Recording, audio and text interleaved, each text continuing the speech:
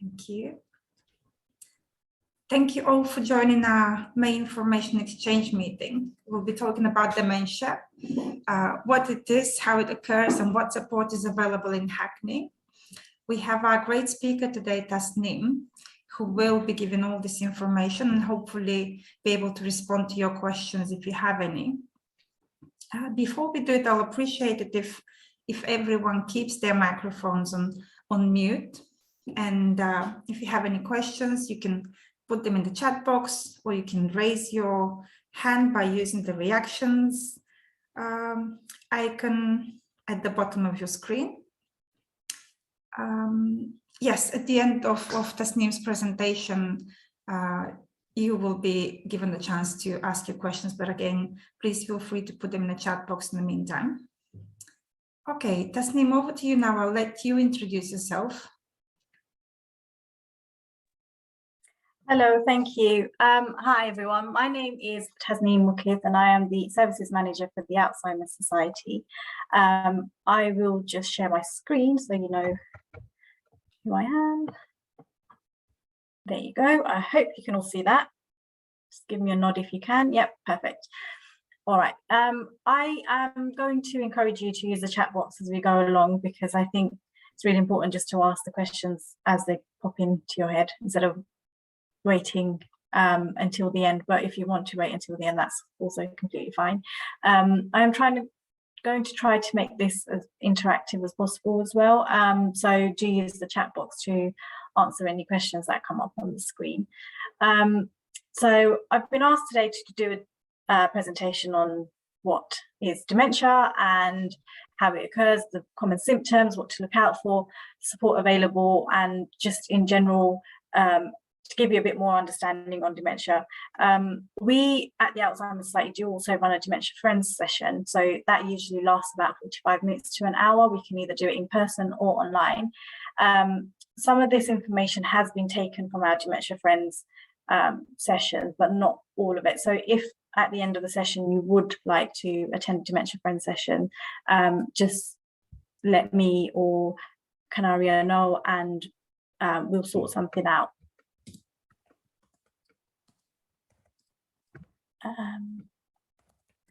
Okay, we are going to start off with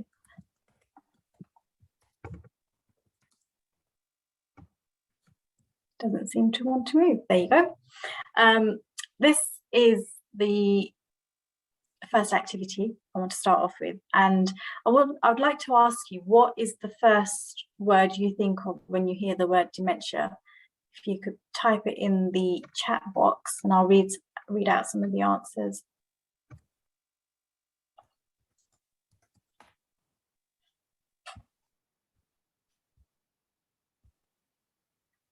We've got illness, memory loss, old age, my mum.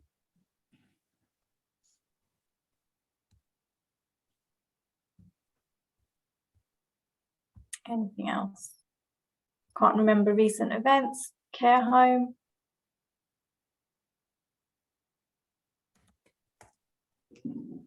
Worry, yeah. Change in personality. Loss of confidence, mental health.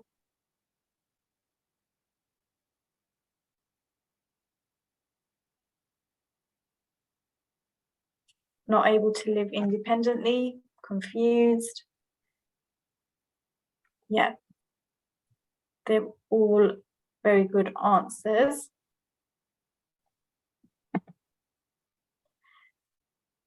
So, you might have realized that most of those words were quite negative, and that's what people tend to associate with the word dementia. What we try to do is try to get people to understand that you can still live a full life, even though those things do happen when you get dementia. So things like memory loss, and sometimes people think they've lost their identity and they're confused, but we support people to try and live well with dementia. So you'd see a lot of these words pop up a lot in conversations about dementia. We don't like to use the word dementia sufferer. We call people diagnosed with dementia, we call them people living with dementia. We don't like to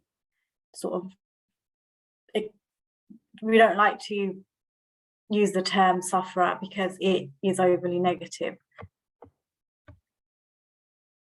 5 key messages that I want to quickly run through with you today. You don't have to write any of this down because I will be sharing the slides at the end with also some more detail in them. But we'll go through each of the key messages one by one. So the first key message is dementia is not a natural part of aging. And that means not everyone who grows old will develop dementia, and not everyone who develops dementia is old. So we've had instances of people in their 20s with dementia. Well, obviously that is very rare, but it does happen. Dementia is caused by diseases of the brain. So in the same way that any other organ can be damaged by disease, for example, your kidney or your liver, dementia is caused when diseases physically damage the brain. So if you imagine, you can see in the picture, there's a few fairy lights in the brain. If you can imagine that the brain is a collection of thousands of fairy lights, and each represents a memory, a skill, or a function in the brain. Now imagine that dementia is causing some of those lights to flicker, dim, or switch off completely. So obviously, depending on what type of dementia you have and what stage of dementia you're in, those different parts of the brain will be affected at different times. Just a little animation there. Okay, does anyone know what the difference is between dementia and Alzheimer's disease? If you do have an idea, you can just quickly pop it in the chat box.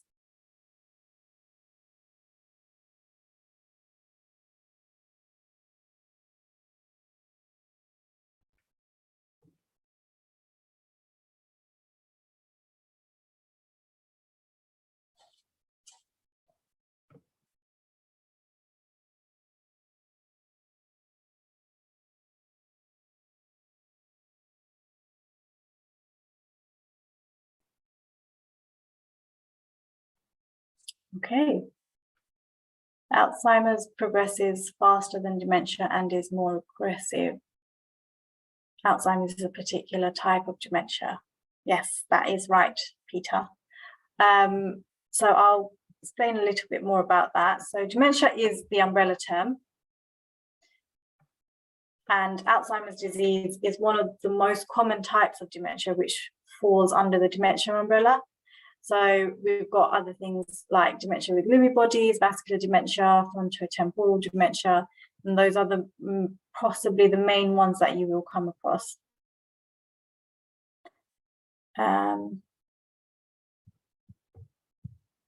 What Catherine said, it will kill you, whereas other types may not.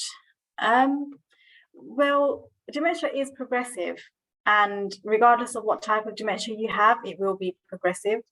So unfortunately, there is no cure for dementia at the moment. It will continue to get worse, but the aim of doctors being involved is to slow down that progression, and there will be different rates of progression for different types of dementia. Our third key message is dementia is not just about losing your memory. So there's a lot of other things that can happen at the same time. We'll quickly run through the different types of dementia, the more common ones, and I'll give you a bit more information about them. So Alzheimer's disease. Alzheimer's disease patients have plaques and tangles in their brains. So their symptoms include increased memory loss and confusion, inability to learn new things, difficulty with language and problems with reading, writing and working with numbers, difficulty organizing thoughts and linking and thinking logically, shortened attention span and problems coping with new situations. With vascular dementia, that's mainly caused by damage to the vessels that supply blood to your brain. So blood vessel problems can cause strokes or affect the brain in other ways, such as by damaging fibers in the white matter of your brain.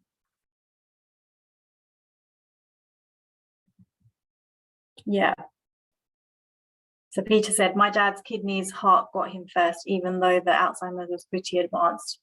Yes, that's true. So what usually tends to happen is because dementia affects your brain, that in turn affects all the functions that the brain controls in your body, which is everything pretty much. And that's why one by one things start to switch off in your body. Okay, so vascular dementia, the common signs of vascular dementia are problem solving, slowed thinking, and loss of focus and organization. With Lewy body, we've got common signs as visual hallucinations, problems with focus and attention, uncoordinated or slow movement, tremors, and rigidity. And frontotemporal dementia, so this is a group of diseases characterized by the breakdown of nerve cells and their connections in the frontal and temporal lobes of the brain. And these areas are generally associated with personality, behavior, and language. Common symptoms affect behavior, personality, thinking, judgment, language, and movement. And then mixed dementia, you can have a diagnosis of any type of mixed dementia, but usually there'll be a mixture of two from the list above. Yes, Claire. When I share the slides after this session, I will add all of this detail in those slides so you can have a read of that and get information then. Maybe I should add here, if you haven't booked a place for the event where you've got the joining link forwarded to you, please send me a direct message with your email address so I can include you in the post-event information email, Claire, and then everyone else, of course. Thank you. Thanks.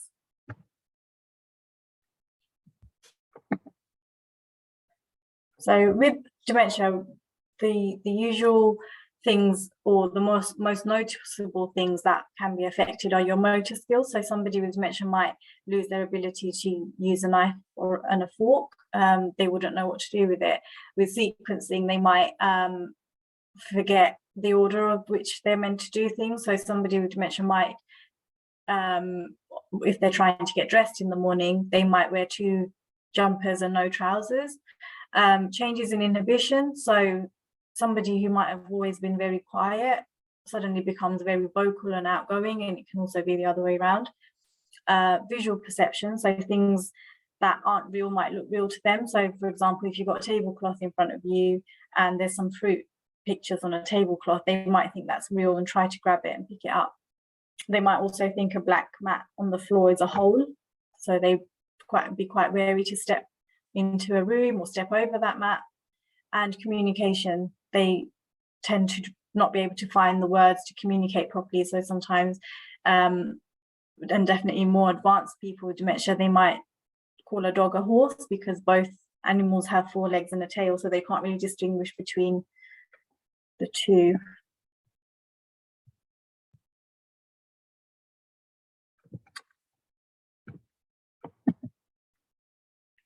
The fourth message, it is possible to live well with dementia. So of course dementia comes with its struggles, and there are things that people are limited from doing, but it doesn't mean that they can't live well with dementia. People continue to drive, people continue to have jobs, have relationships, and obviously what people can do and how long they can do it for is dependent on the support that they have and the understanding that they have around them. So these are a few tips to communicate with somebody with dementia. So listen, reduce distractions. So try not to be in a room with loud television on in the background or lots of people. Speak clearly and slowly. Body language, look them in the eye. You can use aids to talk to them. Sometimes it's useful to use pictures. And obviously treat them with respect.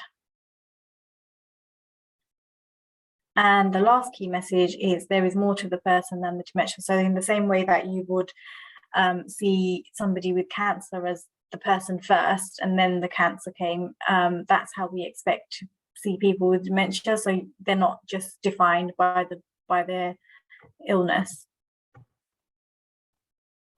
And those are the 5 key messages again.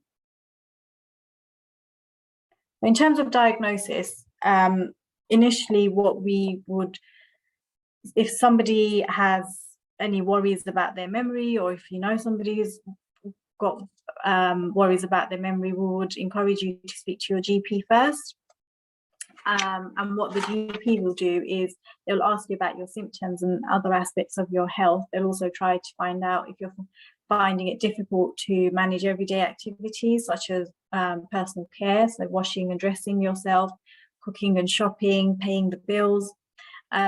Memory problems don't necessarily mean that you have dementia, because these problems can be, they can have other causes. So for example, depression and anxiety.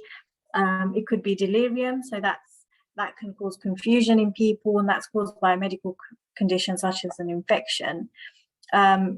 It could also be because of an underactive thyroid or side effects of some medication. So memory issues does not necessarily mean you definitely have dementia, and that's why it's really important to speak to your GP first. So the GP will also do a physical examination, and they might organise for some tests to be done, so a blood test or urine test, so that they can rule out any other factors that might be affecting your memory. And once the GP has ruled out the other causes for the symptoms that you're experiencing, they'll refer you to a healthcare professional. And this is a person who specialises in diagnosing dementia. So that could be a psychiatrist, a geriatrician, or a neurologist. Some of the times these specialists work in a memory clinic alongside other professionals who are also experts in dementia. And there'll be people that do the diagnosing, they care for people with dementia, or they advise people with dementia and their families. So the specialist might organise more tests, and one of these might be a brain scan, like a CT or an MRI, and they might also do some further memory tests to determine whether or not it is in fact dementia. So once that's all done, you will then be given a diagnosis. So if you do have if you are diagnosed with dementia, your GP tends to discuss with you the type of dementia you've been diagnosed with and the symptoms that you might experience, how the condition might develop, the treatments that you might be offered for it. They might even give you the name of a health and social care professional who will coordinate the different types of support you need, care and support services in your area. They can give you information about advocacy services and how dementia will affect things such as driving or employment, and where you can get financial and legal advice. Sometimes the GP does not do this, but they will refer you to somebody who will be able to give you that support. For example, the Alzheimer's Society. An early diagnosis opens the door to future care and treatment, and it helps people to plan ahead while they are still able to make important decisions on their care and support needs and on financial and legal matters. It also helps them and their families to receive practical information, advice and guidance as they face new challenges. So that's why we always recommend, if you do have any worries at all, it's better to just get yourself checked out, because at least if it is dementia and you're diagnosed early, you know what you're faced with, you know what it is. Otherwise, feedback we've had from our service users is that before they were diagnosed, they were constantly on edge because they didn't know what was wrong with them. But after being diagnosed, it's been a massive relief, because they know what they're up against and they know what sort of where to go and what support they can get for it.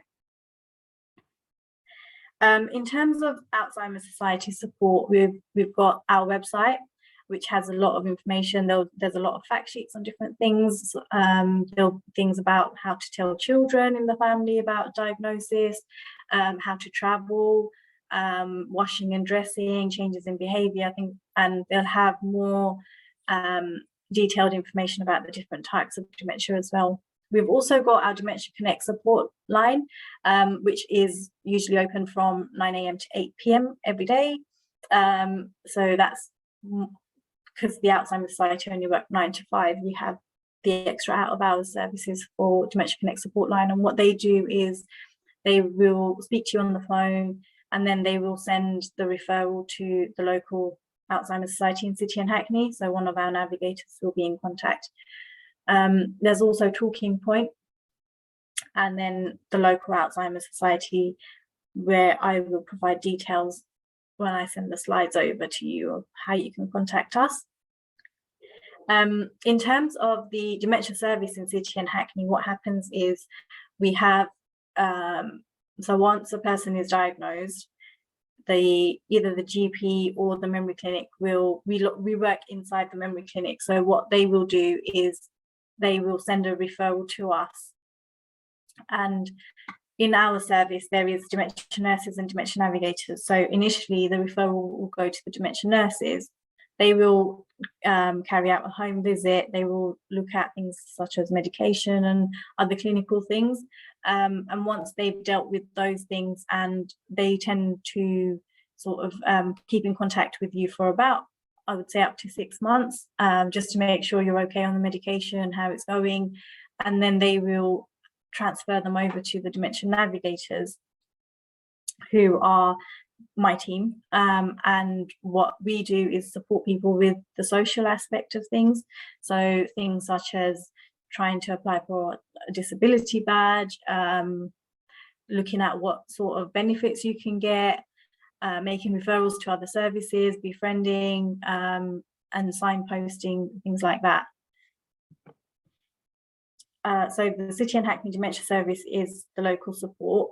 Carers First are the people that we work with to support carers. So carers are people with dementia, get one-to-one support from Carers First, and there's lots of sessions that they have running that carers can join. We can refer to befriending services or signpost you to befriending services in the borough, and a really helpful tool to use is a Hackney Council website, where you can find support services if you just put in your postcode, and there's quite a few different areas where you can search for. So if you go, for example, there's like mental health section that you can check and see what all the services are in your area. So that's a really useful place to look.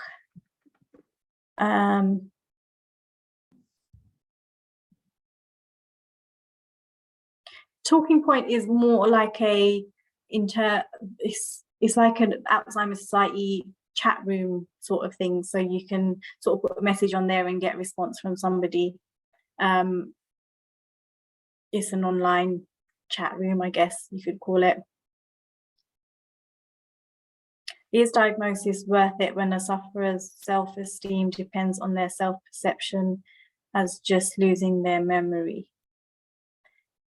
So regardless, we do recommend that everyone gets a diagnosis, but what the GP will ask you before you are told about your before you're told about your diagnosis, they will ask you whether you want to know it or not.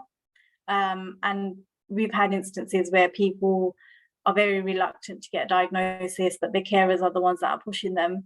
And some of the time it's come to a point where we can't force somebody to get a diagnosis if they don't want to. But we can try to support them in other ways if we do believe that there is memory impairment issues there.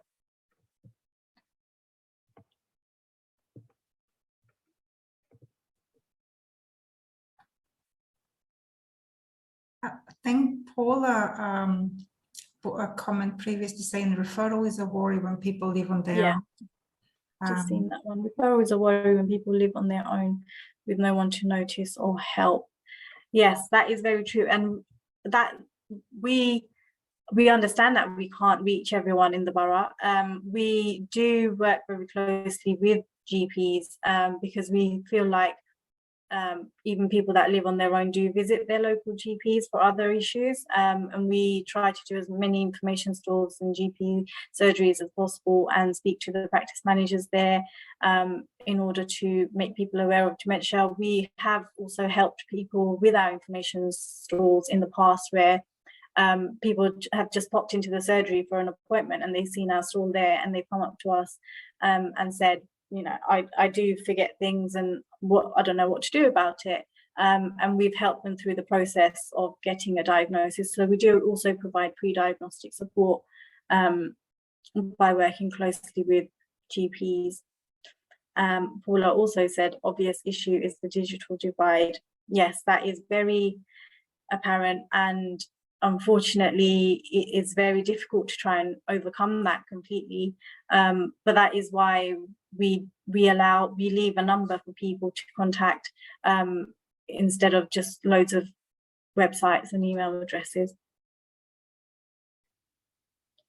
Will you be presenting a list of the services available for people with dementia, or do we just search the Alzheimer's Society website and find support services link? So if you go on the Hackney Council website, that's where you would find the support services that are available. There's way too many for me to list in one document, but I think the ones, if you go on the website, then it will tailor it to what exactly you're looking for.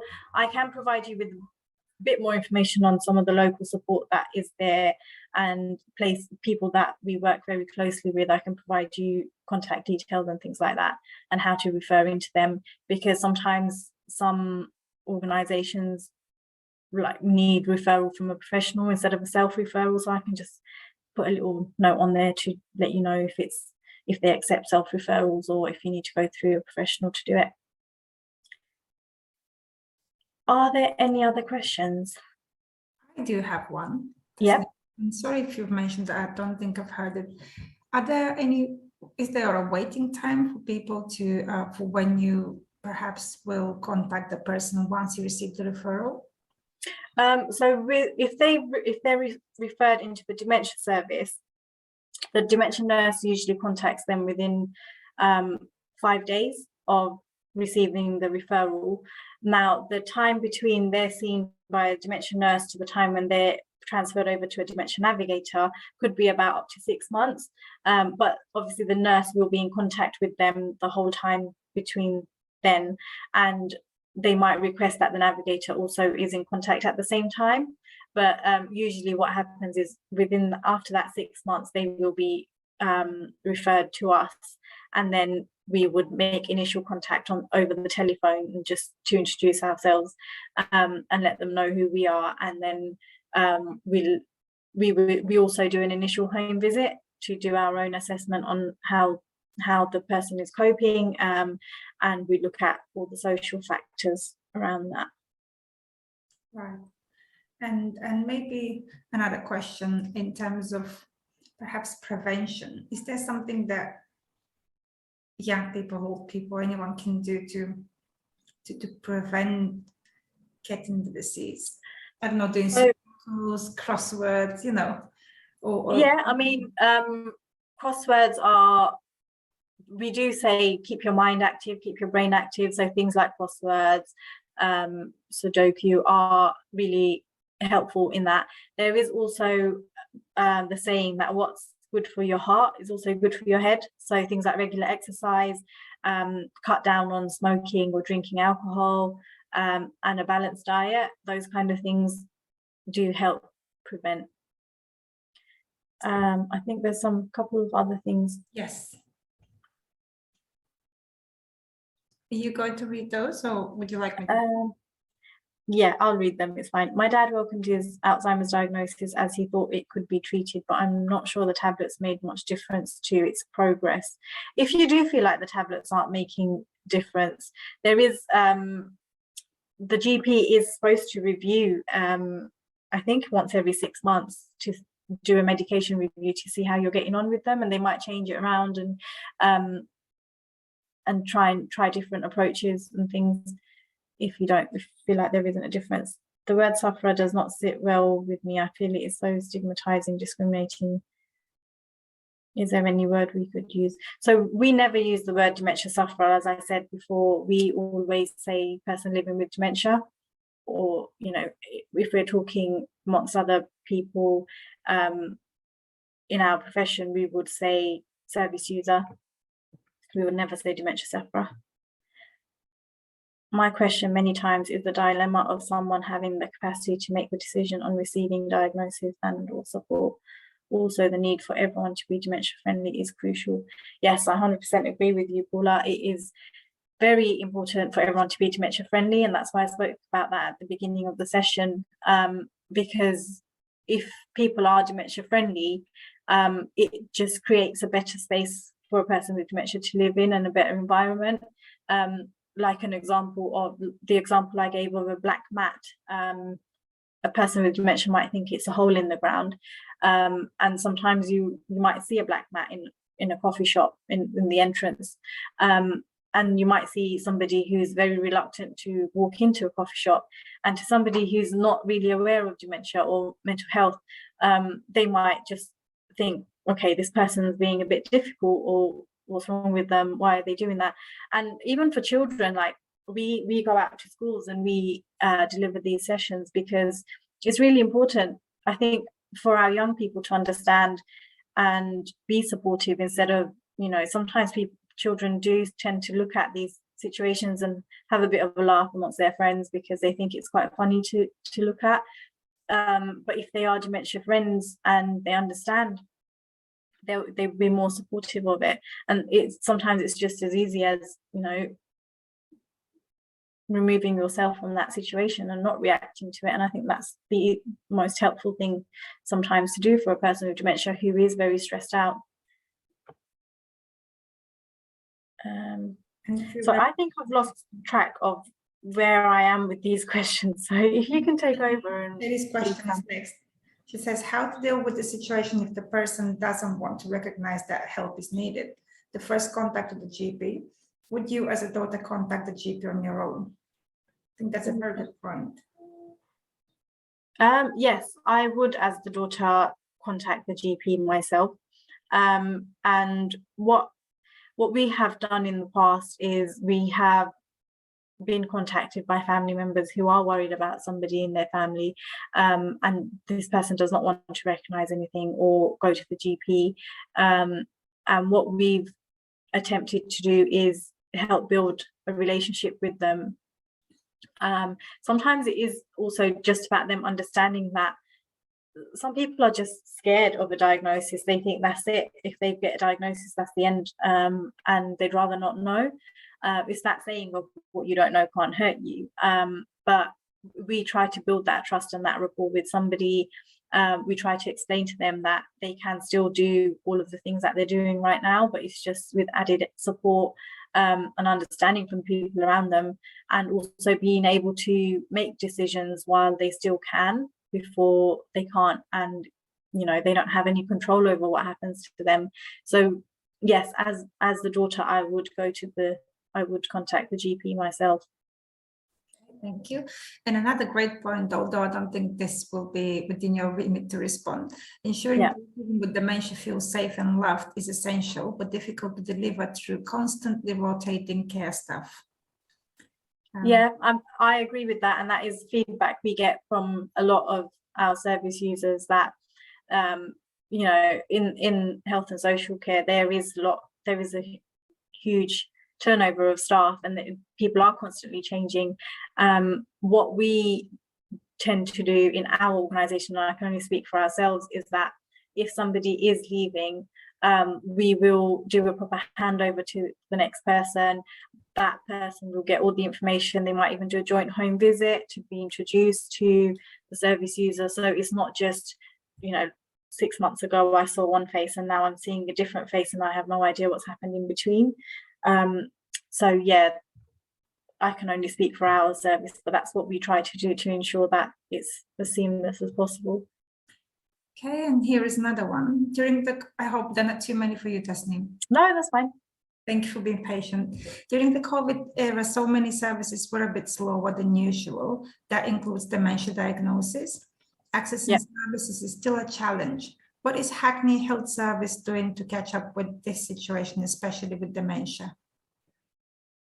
So I can't answer that part because the delays in getting a diagnosis is not what I'm, you know, involved in. I know there's been issues with adult social care, with things, the cyber attack, and you know, moving from one system to another. I know that's caused a backlog and there has been delays, but in terms of once people are diagnosed, that's what I can respond to. There isn't a waiting list for us. We take people on as soon as they're referred into us, and we'll do the work for them. And while they're waiting for the treatment, you said there was around 6 month time after the. No, so that's after diagnosis. The dementia nurse keeps them on their caseload for 6 months, because that's when they do all the clinical things such as medication review, checking in on them to see how they're coping with the medication. Are there any side effects? Do they need to change the medication? And once the person is stable on a certain type of medication, they will then transfer them to us. So that time period is 6 months, but there will be a dementia nurse working with them that whole 6 months. It's just after that is when the dementia navigator gets involved. Right, so the person will be actually everything will be under control until. Yes. Very useful. Well, Tasneem, I can't see anything else in the chat box, but very, very useful session. I learned about dementia so much myself. Thank you. Especially about the different types of dementia, I'm sure, and I can see from the comments as well that people enjoyed the session. It will be really useful again if you send us the full presentation. I can share it, and I'm sure others who haven't joined the meeting today will find it very useful. Any further questions for Tasneem before we finish the meeting? I don't think there is nothing else coming up. Yes, people talked about, for instance, people being alone and not knowing what to do and nobody to sort of turn to. So the availability of information obviously is crucial. So do you make any information available at lunch clubs, for example? And how much are you in touch with AIDS UK Hackney to make sure that they have information on their website, but that they also, when they're communicating with their members, they can indicate that if there are problems you want to talk about, there are places you can go to, numbers you can ring. So are you doing enough to make the availability of stuff, insofar as it is available, known to people? Are you doing enough about that, do you think? I think we're doing enough in the sense that we have monthly meetings with all other organisations that are involved with people with dementia, and people or might not even be people with dementia. We have people who come to these meetings and will say, you know, I had somebody who came to a lunch club, or who came to one of our group sessions, and they're showing these signs. What do we do about it? You know, can we get involved in supporting this person? We have these monthly meetings to share information about what we're doing at the moment. We keep people updated, other organisations updated, so that they are able to respond to somebody if they do suspect that they've got issues with their memory. They know exactly who would be able to contact, who they would be able to contact. But obviously at the first instance, it is the GP, and we unfortunately can't take self-referrals from people unless they have been diagnosed, and we are aware that they've been diagnosed. If the GP contacts us with somebody who they suspect to have dementia but isn't cooperating and isn't wanting to get a diagnosis, that is when we would be involved in the pre-diagnostic. Yeah, I think that is one thing, but talking to organisations isn't talking directly to people by definition. If you go to lunch clubs, you're talking directly to people. And AIDS UK sometimes does things where they're talking directly to people. So, for example, I mean, somebody who's really alone, who's very unsure, there are all sorts of hang-ups these days and reservations about contacting health services because of the pressures and so on. So if in lunch clubs there was regular information that says, you know, are you worried about things, for example, memory loss or one or two other things connected with that, do go to your GP. It's okay to go to your GP with worries about this, that, and the other. People do have reservations about that, especially now. And I think they need reassuring. That's what I'm saying. And I think, you know, talking to organisations is one thing, but I think getting directly to where people are at, especially, okay, it doesn't only apply to older people, but especially where older people are, I think that's important. And also it shows that you're willing to do it, you know, that you're there to be approached. If you're not there, then people don't know that. Shirley, Yeah. we missed, but sorry, Tasneem, for interrupting, but Tasneem was talking about Alzheimer's Society being out in the community. Yeah. We do hold a lot of information sessions, and we do go to, we're invited to loads of events, and we go to information sessions and we let people know that we're there and try and make ourselves known in the borough.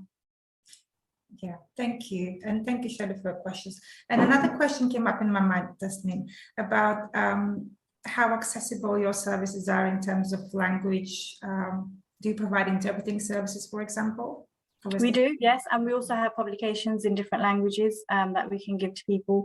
We do have, we can request to have interpreters, translators present at visits, so there usually isn't any issues with language when we support people. Thank you, and I'll read the last comment from Paula. She says, I think it's worth flagging that self-confidence saps away with dementia, and it's important that friends and family help with this. Absolutely agree. And yeah, she says there is an excellent TV advert on these days that's cover what Shirley is saying. Absolutely, yes. Well, and another compliment for the from Peter, thanks, all very helpful. The impact of day centers, etc. closure through COVID was really sad for many with dementia. They've become an essential contribution to mom's well-being.